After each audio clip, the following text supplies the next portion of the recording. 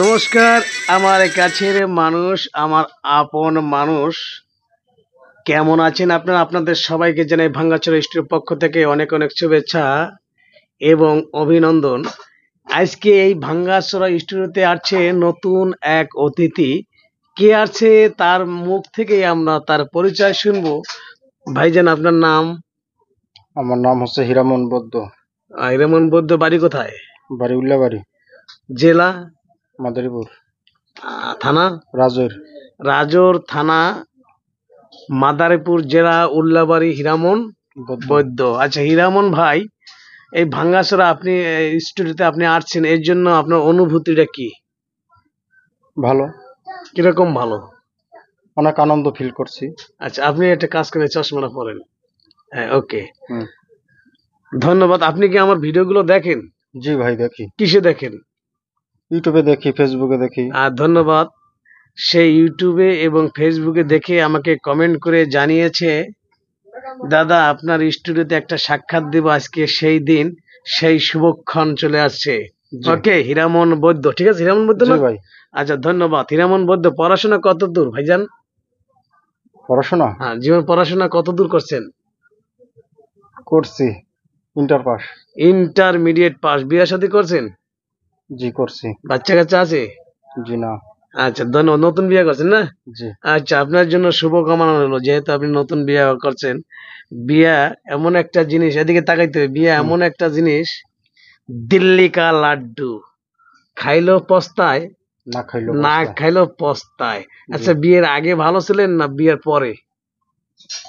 ছেলে মানুষের লাইফে বিয়ের আগেই ভালো থাকে।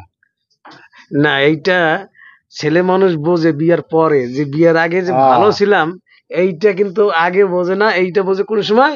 বিয়ের পরে বোঝে কত ধানে কত চাল। যাই হোক, এই বাংলাদেশ নিয়ে আমি তিনটা প্রশ্ন করতে চাই। আপনি যদি পারেন ভালো, না পারলে আরো ভালো ভালো। ধন্যবাদ। আপনি কি রেডি? সম্মানিত দর্শক, এই প্রশ্নগুলো আপনার চাকরি জীবনে হয়তো কাজে লাগবে, আপনার বিসিএস পরীক্ষা হয়তো কাজে লাগতে পারে। আচ্ছা বলেন তো, বাংলাদেশের সাথে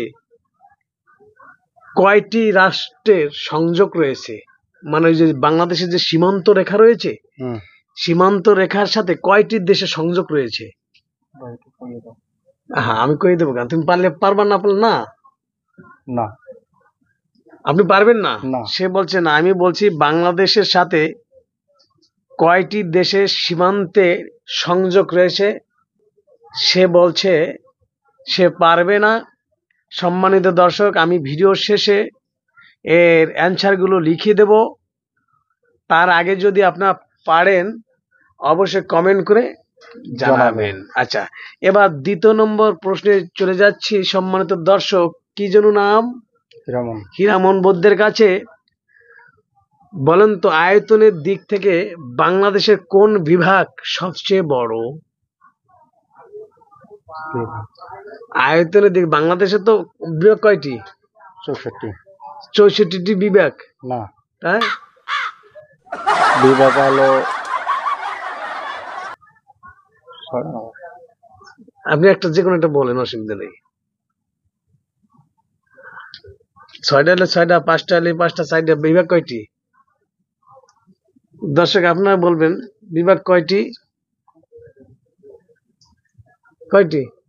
আরে ওদিক থেকে হবে না, এই নকল করার কোনো, আপনি বলেন যে কোনো বিভাগের নাম বলেন, যে এই কয়টা বিভাগ। সমস্যা আমি এখন আনফিটে আছি, এই কোন আমার জানা নাই। আচ্ছা, আন্দাজে বলেন, দেখি লাগে কিনা। 6টা। আচ্ছা, সে বলছে বিভাগ 6টি। যাই হোক, তার কথা মেনে নিলাম। আপনার কমেন্ট করে জানাবেন বিভাগ কয়টি।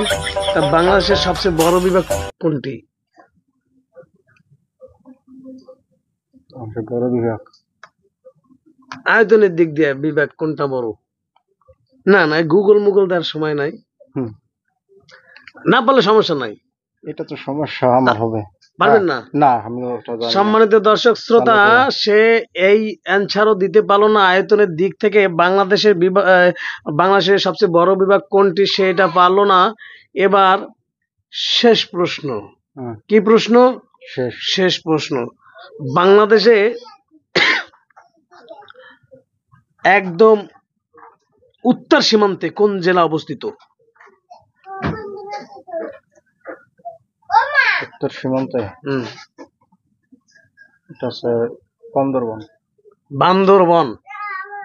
সম্মানিত দর্শক, বাংলাদেশের উত্তর সীমান্তে যে জেলা অবস্থিত, এই ক্ষীরামন বৈদ্য তিনি বলছেন বান্দরবন। আপনারা বলে দিবেন এর অ্যান্সার হয়েছে কিনা। নাম হীরামন। হীরামন বৈদ্য।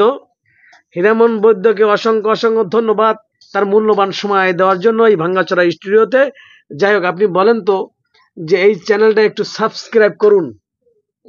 এই চ্যানেলটা একটু সাবস্ক্রাইব, সরি, ভালো করে করেন, অসুবিধা নেই। কোন এইদিকে তার এখন বলেন এই চ্যানেলটা একটু সাবস্ক্রাইব করুন।